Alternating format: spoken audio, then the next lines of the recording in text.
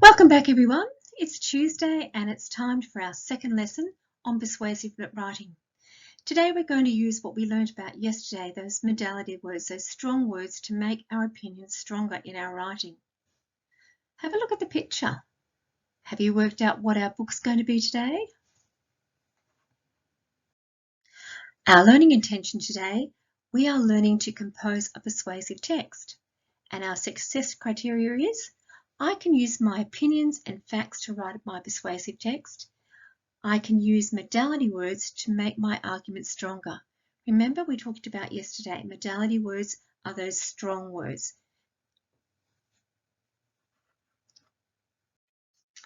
Once again, here's that worksheet I gave you, the word bank of high modality words.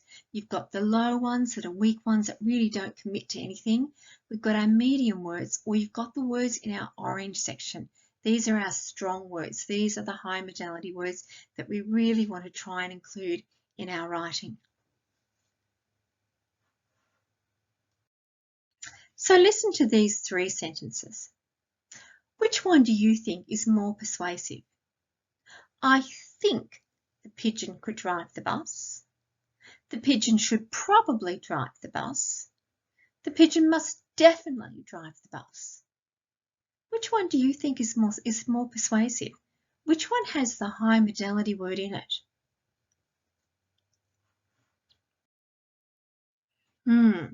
Think and could, well, they're low modality. Should and probably were a bit stronger, but they're medium modality. Must and definitely, they're the ones we want. They're the strong modality ones, and they're the most convincing. The pigeon must definitely drive the bus. Well, I wonder if the pigeon is going to drive the bus today.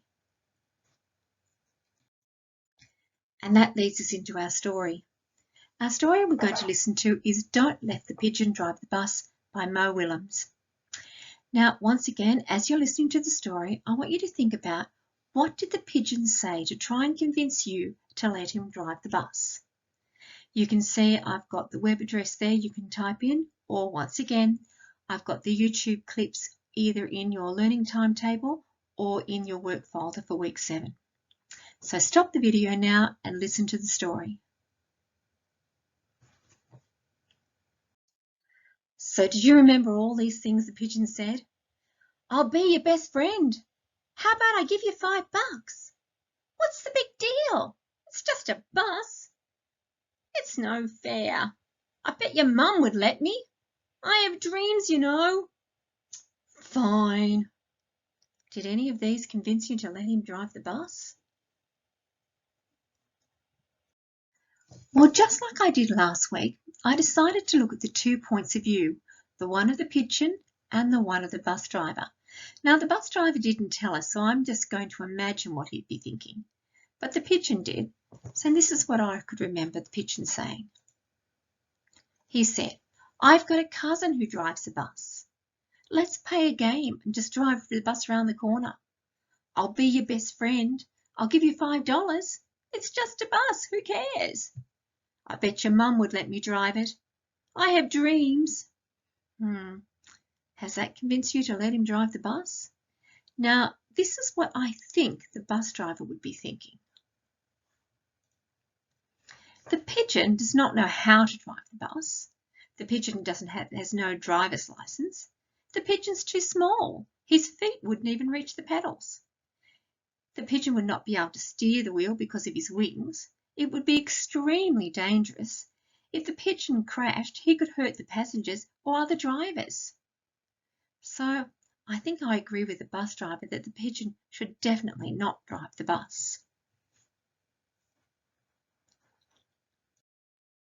Now it's time for you to compose your own persuasive letter to the bus driver on whether the pigeon should or should not be allowed to drive the bus. You can use my notes from the story to help you. You might take something from the point of view of the pigeon, or you might take something from what I think was the point of view of the bus driver. Now, when you're writing today, you can choose either one of these letters. It may be, Dear bus driver, don't let the pigeon drive the bus because, or you might choose to write, Dear bus driver, please let the pigeon drive the bus because. Now, when you're writing your reason, Please try to include a high modality word because you really want to convince the bus driver of your opinion. Now, at the end of the story, the pigeon was feeling rather upset because he really did want to drive that bus. But now he wants to know something that he can do. So this is what you're going to do. You're going to finish this sentence. The pigeon can, write me something that he can do and draw a picture of it underneath. That might just cheer up the pigeon. Once again, once you finish, go through our 5 ticks. Did you start your sentence with capital letter? Did you finish your sentences with a full stop? Did you leave finger spaces between the words and did you write on the lines? And if you weren't sure of any spelling, you can circle it and ask someone to look at it to help you. And lastly, does your sentence make sense? So now you've completed your work and you've checked your sentences against my checklist. Time to get someone to take a photo of your work and upload it into the Week 7 completed work document. I am really curious to find out whether you wrote to the bus driver to let the pigeon drive the bus or to not drive the bus. And what did you come up with that the pigeon could do? I wonder if it's going to make the pigeon happy. I'm really looking forward to seeing your work, boys and girls.